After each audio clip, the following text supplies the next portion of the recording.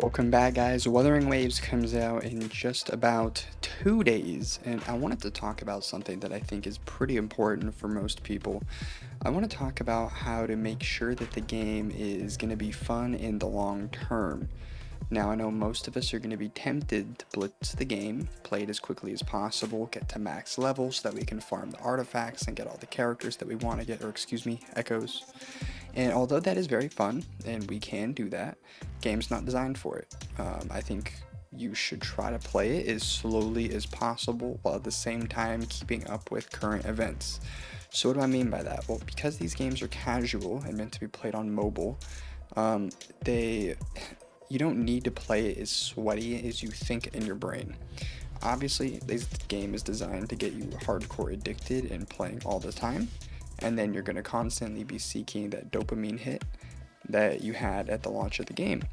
But you won't get that dopamine hit because you only are allowed to play for 20 minutes a day.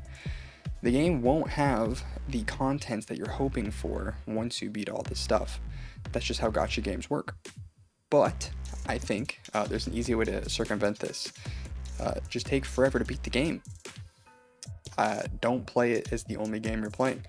Now, I know it's easier said than done. A game like this looks like it's meant to be your main game. And maybe it can be your main game, but if you're used to grinding a game like Fortnite for 12 hours a day, or you're used to playing Genshin where there's nothing to do, and you still manage to play that game 12 hours a day, then you're going to feel like there's a ton to do in this game. But eventually, you'll run out of content, and then you'll be bored of the game. And the worst thing that can happen with the gacha game is to burn out. I know many people here have probably burnt out on other gacha games, spent a lot of money, and if you I guess it really depends. If you're going to play free to play, then you could blitz the game, do as much as you want, and you're not going to feel bad if you quit because you got your fun out of it.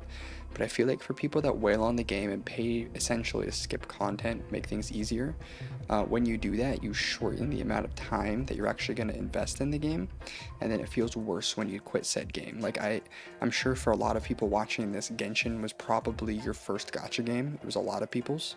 And the idea of quitting Genshin hurts people, like physically, because they spent so much money and time that when the game goes away, you feel stupid for investing in the first place. I do think that's going to be a hard thing for Wuthering Waves to overcome. There's a lot of people I feel like will be reluctant to spend on this game, knowing now that gacha games don't last forever. Hopefully, though, people do still spend so that the game can stay alive. You know, the game looks very good and very fun, and I want it to last. It won't last if people don't spend. But I think it is notable that for a lot of people, you're going to be coming from Genshin to this game, and you're just not going to play it the same because it's not new. Now, if this is your first gacha game, there's a lot of traps you need to be aware of. Just don't spend money. Don't sink all your time into the game. Try to play it a moderate amount, you know. Don't no-life the game. You'll just have more fun if you do. And I know that's like such a lame thing to say, to tell people to play the game less, but as someone that used to play, you know, full-time, all day, every day, I would say games are infinitely more fun now that I don't have all the time in the world to play a game. Other things to look out for when getting into a game like this is that pretty much any of these boss fights, and you're about to see one here, pretty much any of these boss fights that seem like they're way too hard are easily beatable if you either just have the right character or comp, and if you have the right gear. This game has this like aura of being like some Dark Souls style game, requiring tons of skill and effort in order to beat the content. But if you just have the right level of gear and weapons and echoes, and you have a remotely correct team comp, I think everything's going to be fairly easy to face roll. I just have a really hard time believing that it isn't. Maybe I'm wrong, but this game is not actually some like Dark Souls gacha game. It might be the most Dark Souls gacha game of gacha games, but it's still not Dark Souls. So if you can't beat content, you know, just wait a couple weeks. You'll have enough XP just from doing dailies, and your characters will be more than strong enough to beat whatever you're going to beat.